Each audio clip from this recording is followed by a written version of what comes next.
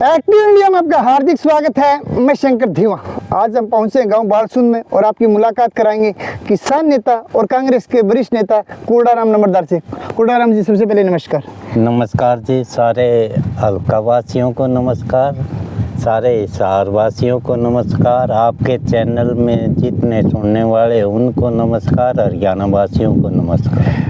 नंबरदार साहब, लगातार आपको पता 3 महीने वाले चुनाव हैं और एक चीज़ बताई जा रही है साफ तौर पे कि कोडाराम नंबरदार जी भी इस बार तो चुनाव ताल ठोक सकते हैं, लेकिन सोशल मीडिया से कहीं ना कहीं या प्रिंट मीडिया से कहीं ना कहीं कोडाराम नंबरदार जी थोड़े से दूर हो चुके हैं। कहीं के ऐसा लग रहा है कि राजनीति से थोड़ा सा खपा हो। नहीं, मैं कोई खबर नहीं राजनीति से। मैं अपने क्षेत्र वासियों के, हल्का वासियों के बीच में जाता रहता हूँ, उनकी समस्याएं सुनता हूँ, उनकी समस्याएं हल करवाने की कोशिश करता हूँ। मैं ज़्यादा अपने आप को प्रचार में रखने के बजाय काम में विश्वास रखता हूँ। जी, 89 में आपने राजनीति की, जैसे कि हमने बातचीत की, सक्रिय राजनीति, जब बंसीलाल जी के करीब भी थे, और जब हम गांव में जाके बात करते हैं तो करीब 350 करोड़ रुपए आपने लगाए, 52 मांगे थी, स्टेडियम हो, जल घर हो, और या कहीं भी लास्ट कोने तक पानी पहुंचाने का भी काम किया। लेकिन कहीं ना कहीं जब चुनाव लड़ा इनेलो से तो कहीं ना कहीं मनमुटाव हो गया, जनता का एक मैसेज चला गया कि कोडाराम नंबरदार अपने फायदे के लिए पार्टी बदल रहा है। कहीं ना कहीं ऐसा है कि आपके लिए नुकसानदायक हुआ वो? नहीं, ऐसी बात नहीं, नुकसानदायक नहीं। राजनीति में देखो, वोट की राजनीति नहीं करता मैं जनसेवा की राजनीति करता हूँ। नंबरदार जी, मैं बताऊं कि 3 महीने बाद विधानसभा चुनाव है। कांग्रेस की बड़ी पेरिश लंबी लिस्ट हो गई है।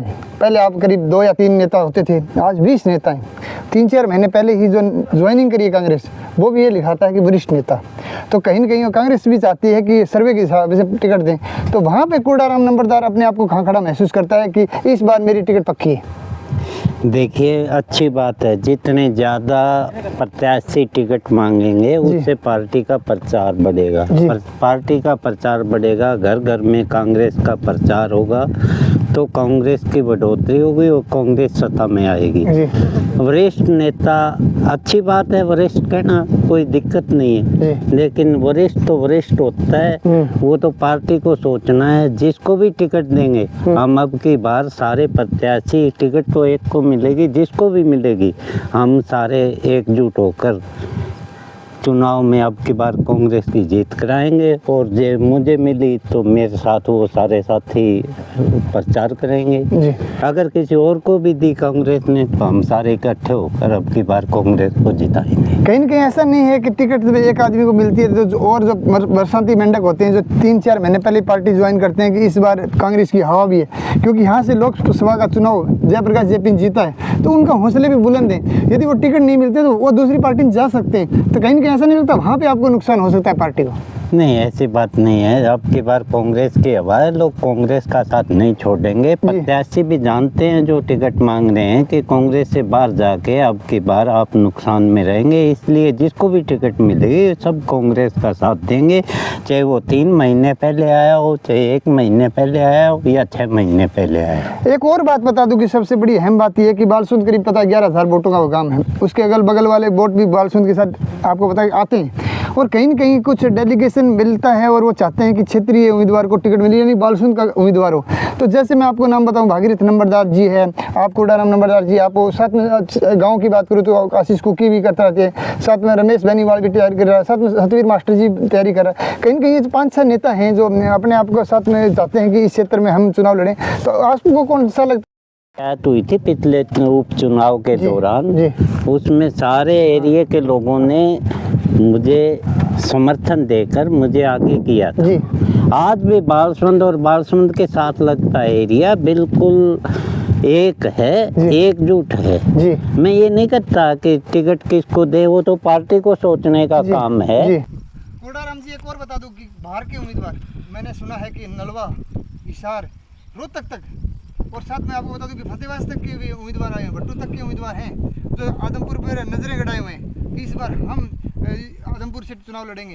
काफ़ी वर्षों से रह रहे हैं, इसमें कोई दो राय नहीं है, लेकिन जब क्षेत्रीय की बात आती है तो कोडाराम का जन्म स्थान ही है, मतलब बालसुंद है, और आदमपुर विधानसभा से लगातार नाम आता है आपका। तो मैं ये जानना चाहता हूँ, यदि इसमें से चारों में से कोई टिकट ले आया तो क्षेत्रीय उम्मीदवार जो टकटकी लगाई देख रहे हैं, उनका क्या होगा, ये बता दीजिए। देखिए, ये सोचना पार्टी का काम है, पार्टी हाईकमान का काम है। हम सच्चे कांग्रेसी हैं, पार्टी सोचेगी कि क्षेत्रीय को लड़ाना है या बाहर के प्रत्याशी को लड़ाना है। हम तो ये चाहते हैं, हमारे जो एरिया के स्थानीय लोग चाहते हैं, किसान चाहता है, मजदूर चाहता है, हर वर्ग चाहता है कि यहाँ का अपना कोई आदमी हो, वो चुनाव लड़े। बाकी पार्टी हाईकमान जो भी आदेश करेगी, जिसको भी चुनाव में उतारेगी, हम उसका साथ देंगे। रही बात, मुझे नहीं लगता कि अब की बार से प्रत्याशी देंगे। मुझे लगता है अब की बार स्थानीय क्षेत्रीय आदमी को, स्थानीय लोकल आदमी को ही पार्टी प्रत्याशी बनाएगी। बाकी पार्टी हाईकमान जो भी आदेश देगी, हमें वो आदेश स्वीकार है, हम उस आदेश की पालना करेंगे। एक और बता दूं, सवाल थोड़ा अटपटा है, सुनने में भी अटपटा लगता है। साफ तौर पर मैं बता दूं कि कहीं न कहीं ऐसा लगता है कि नेता है, कभी पार्टी बदल सकता है। यदि बीजेपी वाला नेता पार्टी बदल के कांग्रेस से फिर चुनाव लड़ दिया, फिर आप लोगों का क्या होगा, ये बता दीजिए। देखिए, वो सोचना पार्टी का काम है। फिर भी आप अपने मन से क्या सोचते हैं? मन से स्थानीय आदमी को नहीं, मैं मान नहीं लो कि- सोचता, जी। हर आदमी सोचता है, हर किसान सोचता है, हर यहाँ स्थानीय लोकल आदमी सोचता है, चाहे वो किसी भी नहीं, मेरा कहने का बिरादरी मतलब कि यदि कुलदीप बिश्नोई यदि साफ तौर पर बीजेपी की बजाय यदि कांग्रेस से आ जाए और टिकट पक्की कर ले, फिर आप लोगों का क्या होगा कांग्रेसियों का?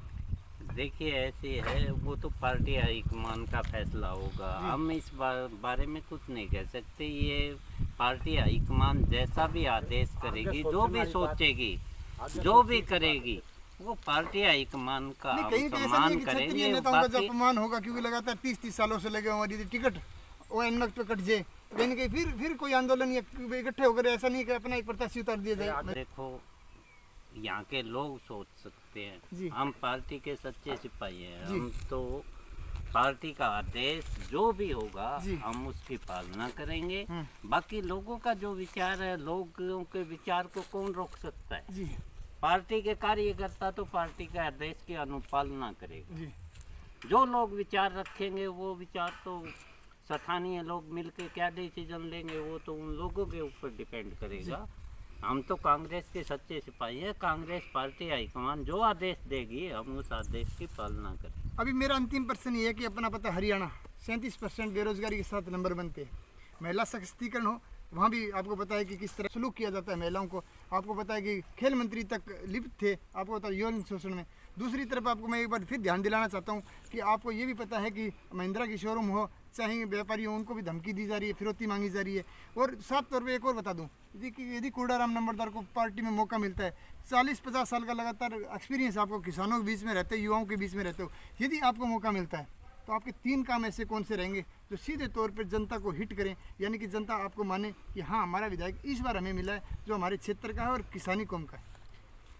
देखिए, अगर पार्टी ने मुझे मौका दिया जी और जनता ने मुझे आशीर्वाद दिया, तो मैं सबसे पहले तो यहाँ का जो स्थानीय प्रशासन है, जी। उसको कस के गुंडागर्दी को ख़त्म करूँगा। जी सबसे बड़ी चीज़ होती है स्वतंत्रता। जी और हर आदमी, हर नागरिक चाहता है मैं स्वतंत्र रूप से अपना जीवन यापन करूं। जी गुंडागर्दी आज चरम पे है, देश में चरम पे है, हरियाणा में नहीं। हरियाणा तो नंबर 1 है। जी आज कोई व्यापारी सुरक्षित नहीं है, जी। आज कोई राहगीर सुरक्षित नहीं है, जी।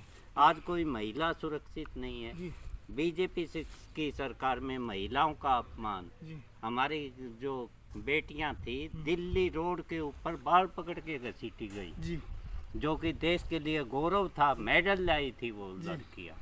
आज किसान सुरक्षित नहीं है, किसान को एमएसपी नहीं मिलती, किसान को अपनी फसलें बर्बाद आधे रेट पे बेचनी पड़ती है, पेस्टिसाइड में 2 नंबर आता है, बीज खाद समय पर उपलब्ध नहीं होता। आज खाद की इतनी बड़ी किल्लत है कि डीएपी आज राजस्थान से ला रहे हैं हरियाणा के किसान, जबकि हरियाणा के किसान को सबसे उन्नत माना जाता है। आज वो किसान अपनी खाद के लिए राजस्थान जा रहा है, और राजस्थान में ब्लैक से जो कट्टा यहाँ 1450 रुपये का मिलना चाहिए, वो कट्टा 2000 रुपये डीएपी ब्लैक में खरीद के ले रहा है। आज किसान परेशान है, आज महिला परेशान है, आज युवा वर्ग परेशान है। आज बेरोजगारी इतनी है कि हर युवा वर्ग जो है सड़कों पे घूम रहा है, वो अपराध की तरफ ही बढ़ेगा। युवा को रोजगार नहीं मिलेगा, मेरी प्राथमिकता होगी युवाओं को रोजगार दिलाने की, मेरी प्राथमिकता होगी किसानों को पूरा पानी दिलाने की, मेरी प्राथमिकता होगी किसानों को एमएसपी दिलाने की, मेरी सबसे बड़ी प्राथमिकता होगी सुरक्षा व्यवस्था को दुरुस्त करने की। बहुत बहुत धन्यवाद सर। तो आज हमारे साथ थे कोडाराम नंबरदार जी और साफ तौर पर कांग्रेस के वरिष्ठ नेता और किसान नेता भी 89 से, यानी मैं आपको बता दूं कि करीब 40 साल से किसानों के हितों में काम भी कर रहे हैं। लेकिन कहीं न कहीं जब राजनीति आती है तो हर आदमी को बदनाम भी किया जाता है और हर आदमी पर टारगेट किया जाता है कि उनकी कमियां ढूंढी जाए।